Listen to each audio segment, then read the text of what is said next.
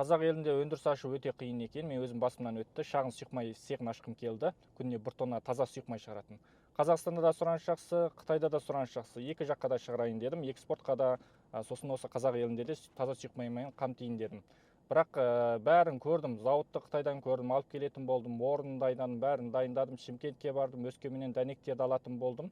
Бәрін келісіп болып, енді документке жүгірген кезде Атамекенге кірдім. Мен осындай мен шағын сұйық цехын ашып 4-5 адамды жұмыспен қамтығым келеді. Маған үлкен зауыт керек емес, маған шағын сұйық цехын ашсам болды дедім.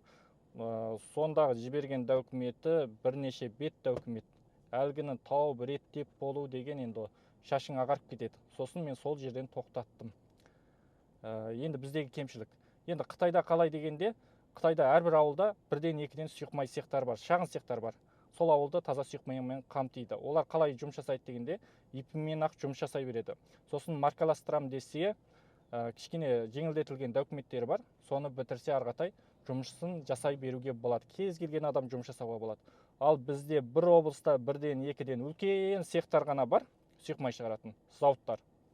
Ал шағын 30-40 квадрат жерге құратын шағын цехтар бізде жоқ. Жоқтың маңайы. Егер бар болсаңыздар, маған хабарласыңыздар, бірігіп жұмыс жасасақ болады. Біздегі осы қиындықтар. Өндіріс орнын ашып, осындай жұмыс жасағың келеді, бірақ біздегі документ мәселесі өте қиын екен. Соған ішім ашып отыр.